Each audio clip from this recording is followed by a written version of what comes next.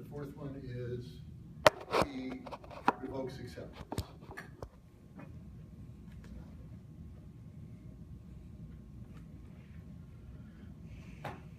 So rejection, we've already talked about that. That's 2602.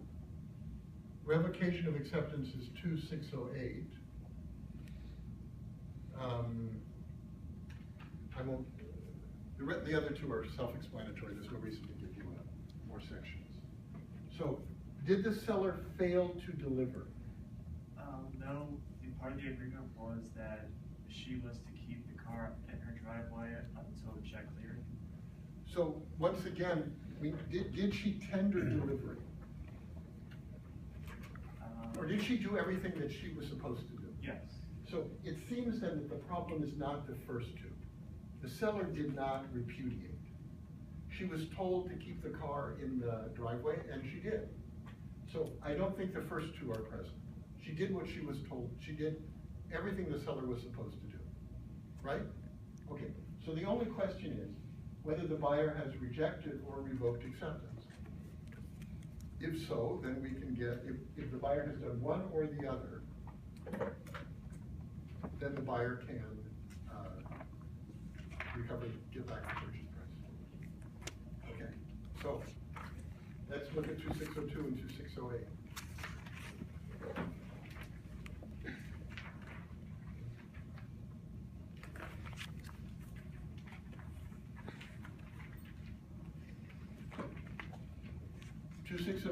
We've talked about this manner of rightful rejection. Rejection of goods must be within a reasonable time after their delivery, or I think there are actually two problems with 2602. So there's 2602 and then also 2601. And this is procedural. No, 2603. 2602.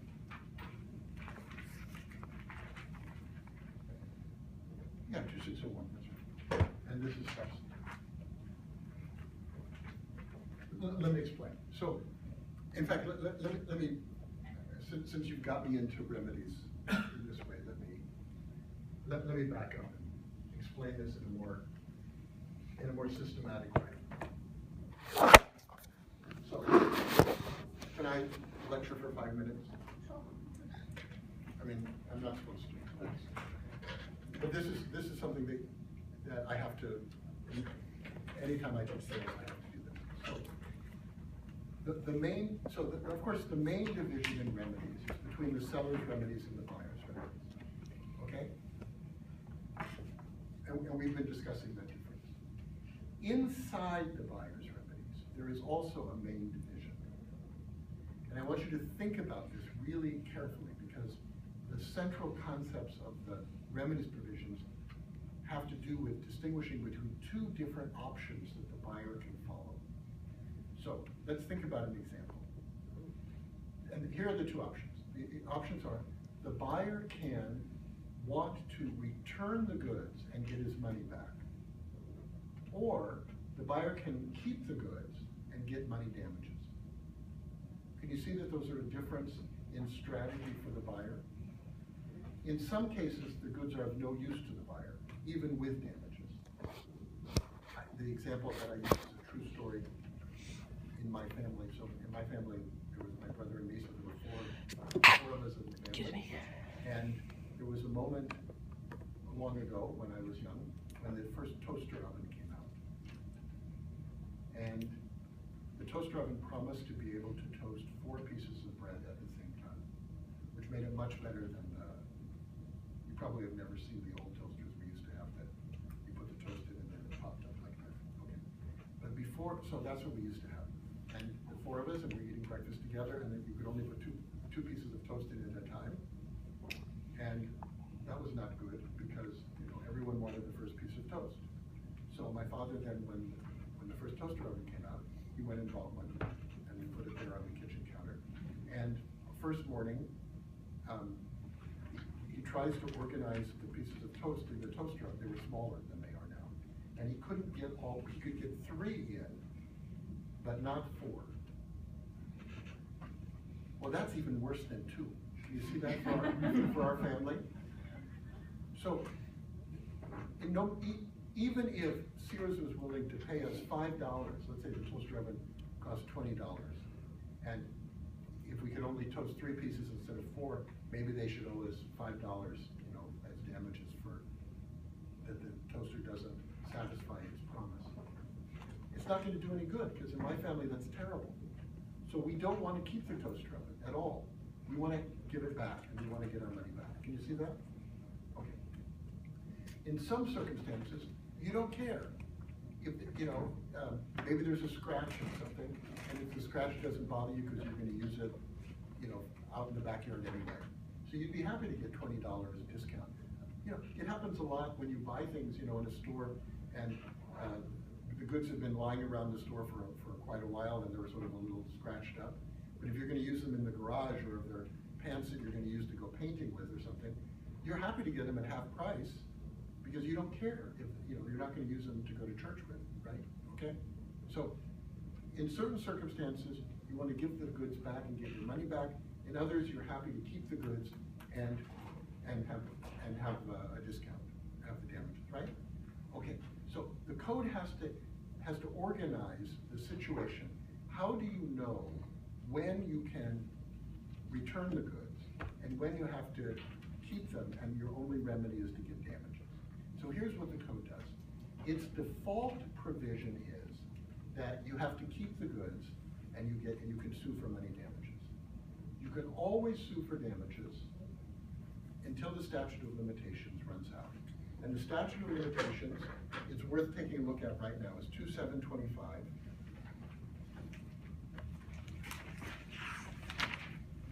This is an important section for what we've done today. You probably read 2725 as you read some of the cases. So 2725 says, an action for breach of any contract for sale must be commenced within 4 years after the cause of action has accrued. Okay? So that means, if the cause of action accrues when you buy the goods, you have 4 years to sue for damages. Okay? Now, you do have this one little trick. You have to give notice to the seller quickly when you discover the problem, and that's in 26703. Take a look at that for me as well. 2607 sub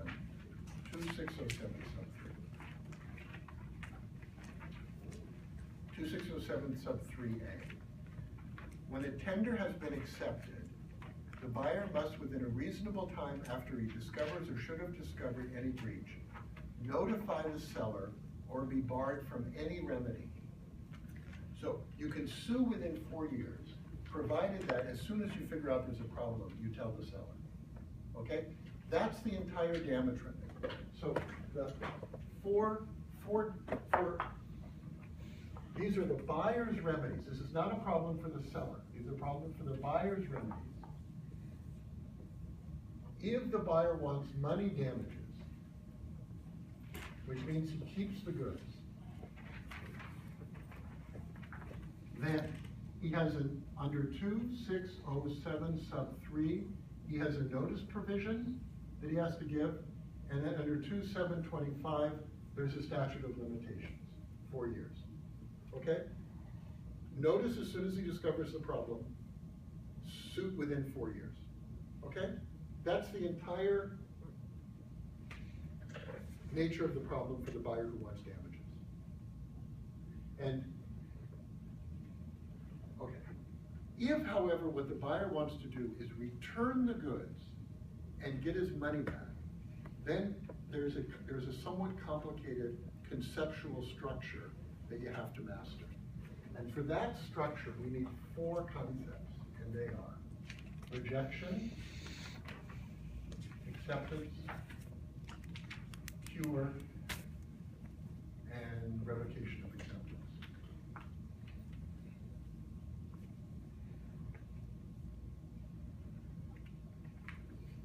Okay, so, and this is 2602, 2606, 2608, and 2508. I'll explain these to you. The central one of these is acceptance.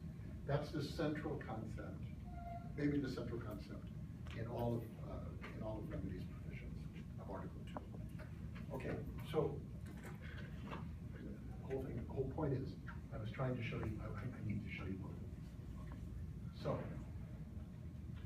rejection? Rejection means that the goods are delivered to the buyer. The buyer then examines the goods, decides he doesn't want them, and tells the seller to remove them or sends them back. Okay, that's what rejection is. It has two aspects to it. One is the procedural aspect, and one is the substantive.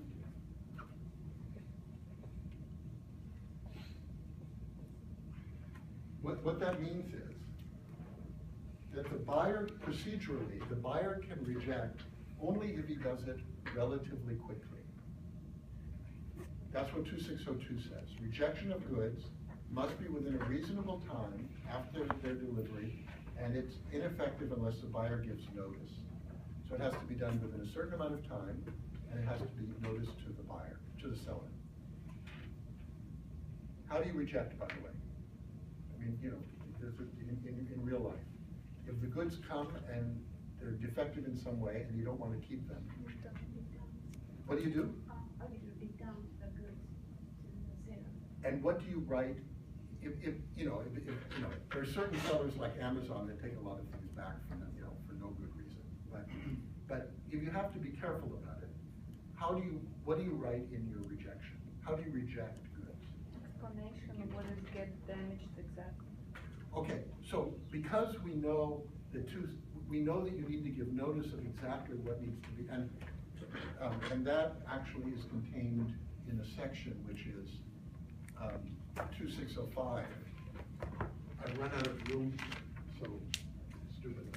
So 2602 requires there's a reasonable time limit, and there's notice, and 2605 requires to do exactly what you mentioned, which is the buyer's failure to do in connection with rejection a particular defect, which is ascertainable by reasonable inspection, precludes him from relying on that defect to justify rejection. Okay? So the first thing you want to do is you want to explain what the problems are. That's what so we need to get the notice of the problem. The goods arrived, they're dented and they're supposed to be green and they're red. Okay. And then what do you say? What else do you say? You return them, do not accept it. With regard to contract concluded by us on January 1st, I reject. Okay?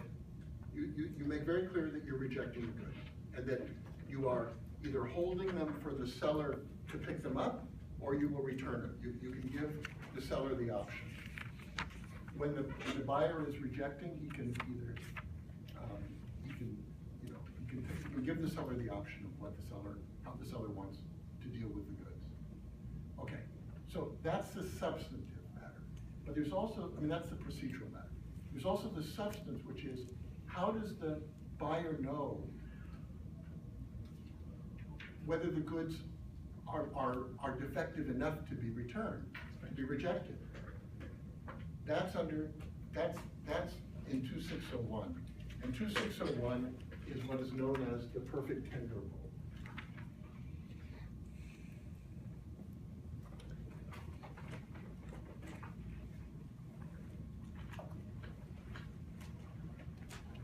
So the perfect tender rule tells us, 2601,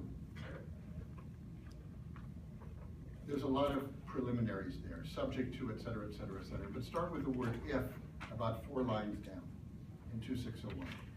If the goods or the tender of delivery fail in any respect to conform to the contract, the buyer may reject.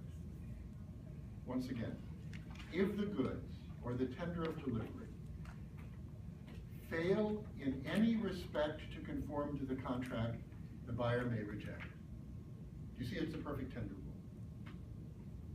The goods don't have to have any major defect. If they have any small problem, the buyer may reject. Only though if he's doing it as soon as he sees it and inspects them. So the buyer always has a right to inspect. If you want to know where that is, that's in section 2513. You can write it down and then read about it. The buyer always has a right to inspect.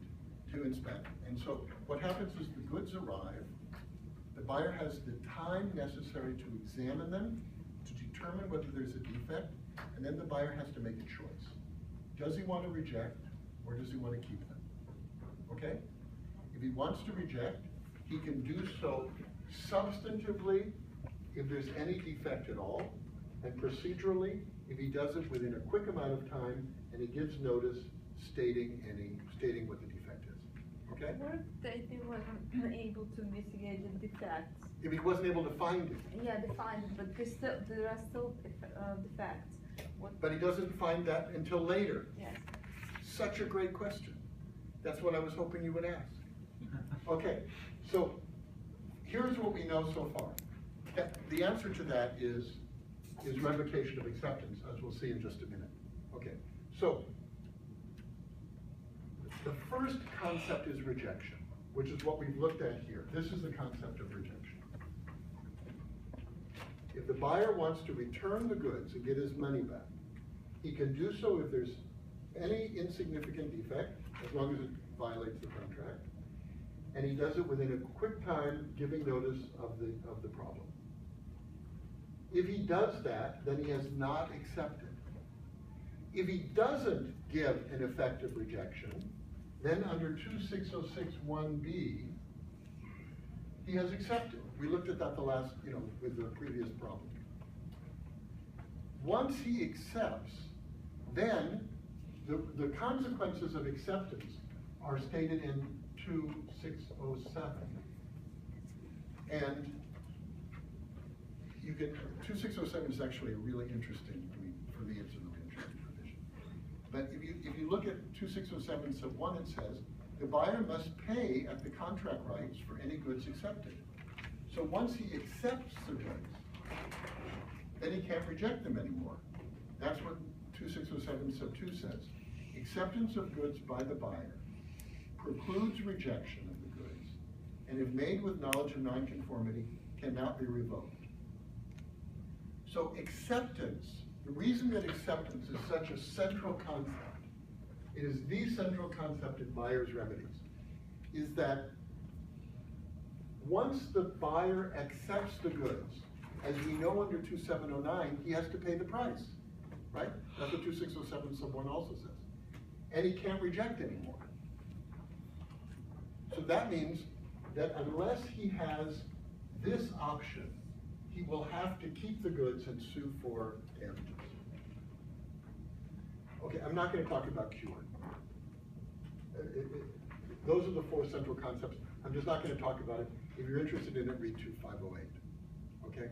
And one of the reasons I don't want to talk about it is that the 2508 provision that Carl Llewellyn put in Article 2 is defective, and I spent a certain amount of my life fixing it. And so in the new code, there's a better version, the one that I wrote, but I can't teach anything that I know too much about because all I do is talk about it. So I'm not going to read it. I'm not going to talk about it. Okay? Okay. So the next important concept is revocation of acceptance. This is what? Luda. Luda says, what happens if you get the goods, you look at them, they look fine, so you then don't reject, and then you try them, then 3 days later, you're looking at them, and all of a sudden, you open them up and you see that they're defective. There's nothing inside. It seemed that there was something inside, but once you open it up, there's nothing there. At that moment, you have one more chance to return the goods, and that's called revocation of acceptance under 2608. And I want you to look at 2608 with me for a moment. Revocation of acceptance, 2608. The buyer may revoke his acceptance, right? He's already accepted by not rejecting. He can revoke the acceptance if there's a nonconformity that substantially impairs its value, and he has accepted it under one of two conditions. Either on the reasonable assumption that its nonconformity would be cured and it was not cured, or B, without discovery of the nonconformity, if his acceptance was reasonably induced either by the difficulty of discovery or by the seller's assurances. if, the seller delivers the goods and you say to him, are they okay? The seller says, yes. We just did a terrific inspection before it left the factory. We inspected everything. They're totally good. You can rely on us. Well, at that moment, you're not going to do a very careful inspection because you say, well, the seller just did the inspection. You're relying on his assurances. Or the problem might be buried inside and you don't see it for several months. Under all of those circumstances, if the nonconformity, and then look back at paragraph 1, substantially impairs its value, that's no longer the perfect tender rule. This time it's more than just any defect. It has to be a substantial problem. Then you can revoke acceptance. Okay? So, here's the point. If the seller wants to return the goods and get his money back, then either he has to reject at the moment that they're delivered, or shortly after they're delivered after inspection, or if he accepts them by not rejecting, then he has to satisfy the requirements of 2608 to revoke acceptance. Is this at least marginally clear? This is absolutely central to sales law. These are the 4 principal concepts of sales law. And so these you have to master. And you want to master these for your life. Right? This is not some arcane matter. This is for every sale of goods that happens in the United States. You will have to make yourself the choice whether you're willing to keep the goods and just get money damages, or whether you want to return them. In many cases in our modern society, we want to return the goods, and we want our money back, and then you have to be very careful about how you proceed. And these sections tell you how to do it. Now, you understand that this doesn't apply, of course, to Amazon, right? I mean, there are, in fact, in most American stores, as far as I don't do all that much shopping, but I watch my wife and my daughter, and they are constantly returning things. Or maybe it's only my wife and my daughter. No, it's everyone. Do other people do this too? Yeah, at least.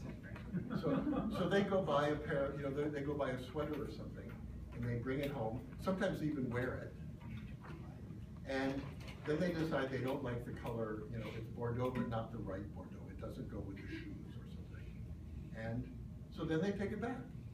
Okay, now, does the UCC give them the option to do that? No, none of that is here, right? Because if you want to return the goods and get your money back under the UCC, either at the moment that they're delivered to you, you have to inspect them and say they're not any good and give them back, or there has to be a pretty serious problem. But there's no problem at all. It's just they don't like the color. There's no defect with the goods. Big problem. Or maybe they don't like the style, or maybe it's, I don't know what their issues are. And so, but the UCC doesn't give them those rights at all. So where do those rights come from? Those rights come from the fact that American sellers realize that they will ultimately sell far more products if they allow you to take them home and try them on and return them than if you had to make the decision in the store. And in fact, what was the thing that I bought at Banana Republic? I bought a sweater. I bought a sweater that, when you put it on a white shirt, it then left lots of black lint on it. And I really didn't like it, so I brought it back to them. I said, that's a defect in the sweater. And they said, well, it's, because I had it for a while hoping that I washed it and stuff. And I was hoping to get rid of the problem, but the problem didn't go away. And they said, well, it's now more past the 30 days, so we can't really refund your money, but here's a gift certificate for that same amount. And I said, well, why are you doing that? Why are you giving me, the time for returning my sweater was past. And the guy said, because our experience is that if you give somebody the gift certificate, when they come back in, they'll spend more money than they did the first time. And apparently they've actually done studies that if you come back into the store to return something, you end up buying more than you originally bought to begin with. So the whole process is psychologically very complicated. So this doesn't really apply to normal American consumer transactions. But nonetheless, it is, and that's because custom and the interest of the seller is such that they want to encourage people to buy things and then return them, because most people never return things. Okay, so these concepts you have to be able to operate with. Now, back to here. What about in our case? Here's what happens. They conclude the contract. They agree to leave the car in the driveway. And then when the check clears, the buyer can come and pick up the goods. And in the meantime, the goods are damaged by hail. Where are we? What do we do now?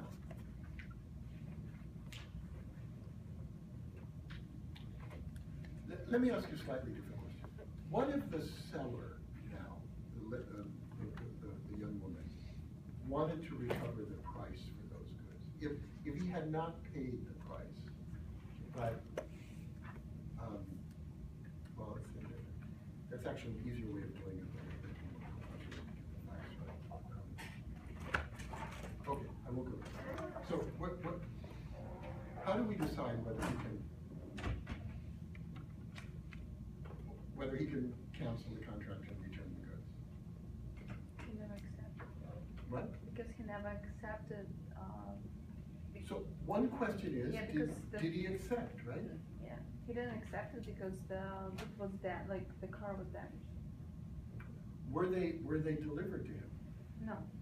Well, let's look at the facts. Because the check hadn't cleared yet, so it No. wasn't able to pick it up Had yet. cleared. Part of No, their the check agreement had cleared. Was that the car was supposed to stay in the driveway until Yeah. the check cleared. Yep. So technically, it was delivered to the seller at that point. Yeah, but She but provided Capshaw with the keys to the vehicle and also complied with his request to sign the certificate of title over to his father. They agreed the vehicle was to remain parked in Hickman's driveway until the check cleared. Okay, now, so analyze this for me, given everything you know. How are you gonna analyze this?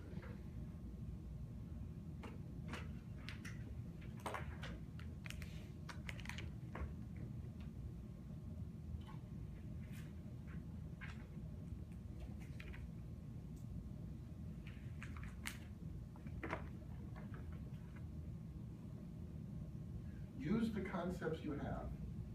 You don't have to invent concepts, or you don't have to, you can just use exactly the structures that you've been looking at.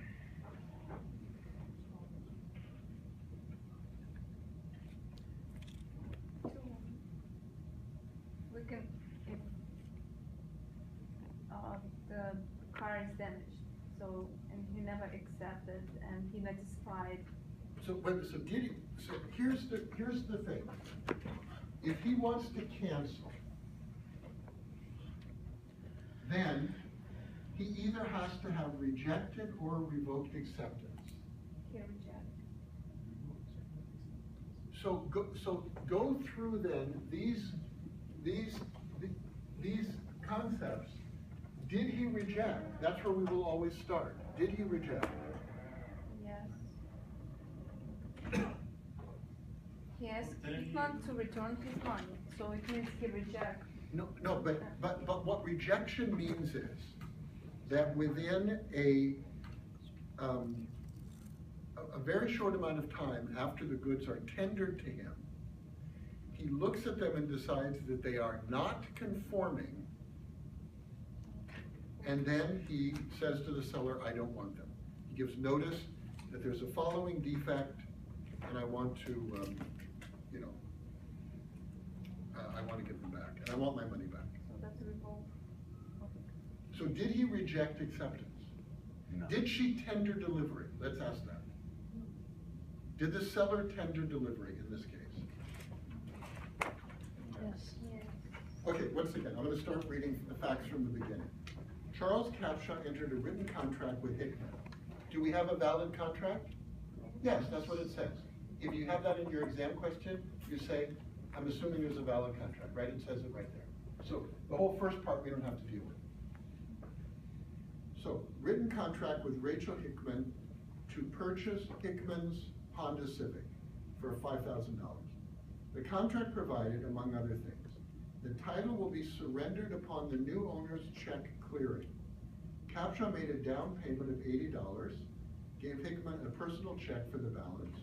She provided Capshaw with the keys to the vehicle and complied with his request to sign the certificate of title over to his father and place the certificate in the vehicle's glove box. They agreed the vehicle was to remain parked in Hickman's driveway until the check cleared. What is the situation? Was there delivery? So explain why. He had, with having the keys, he had given her the money, and then she had signed over the title. They left it in the glove box, and then he asked her to leave it in the driveway, and they mutually agreed to keep it there until the check cleared. So there was, he had accepted at that point delivery of the vehicle. Noise to police was pending the clearing of the check, but he had accepted it.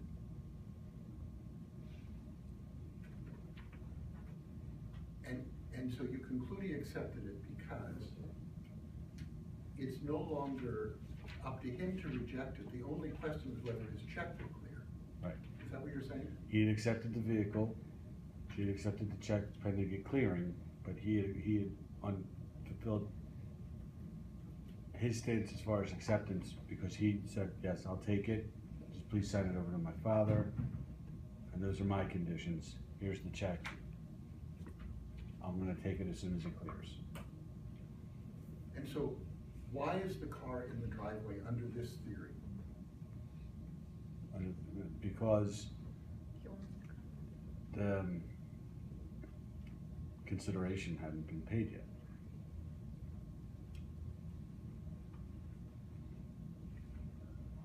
So solve it other than through than talking about consideration. Okay. Why is the car in the driveway? Why does the guy not have the car? Because they wait to clear the check. He hadn't tendered payment yet. He's given her a check, but she wants to make sure the check clears before he takes the car away. What kind of a transaction is that part right there? Still 709. What is Credit. It's a kind of a, isn't it a kind of a pledge, a kind of a secure transaction? That he's leaving the car there for security. They've concluded the contract under this theory. There are two different ways of looking at it. So I'm looking at it under your thought. That the contract is concluded, the goods have then been delivered and accepted, and the car is only staying there as a way of assuring that the check will clear. It's a kind of a security device under Article 9, a kind of a secure transaction. That's one way of looking at it. If that happens, if the goods have been accepted, then does the seller have the right to the price? No, the answer is yes. Once again, I'll ask the question again. If we decide, as you, tell me your name again. Sean. Sean. As Sean tells us,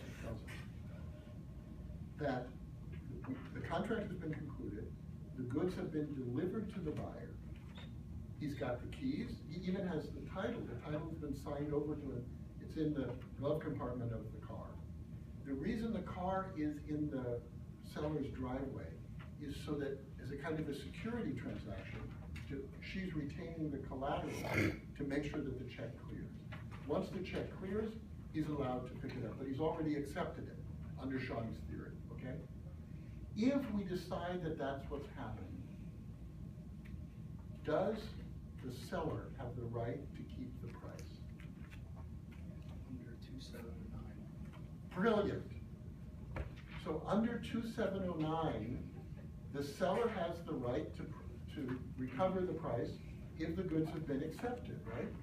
And there's another provision that we just read that said it, which is 2607 sub 1. 2607 gives the consequences of acceptance, and it says that if the goods have been accepted, the buyer owes the price. So under that theory, the buyer can't cancel because he owes the price. What about the fact under that theory that the goods were in the driveway and a big hailstorm comes and dents the crap out of the car? Can he reject?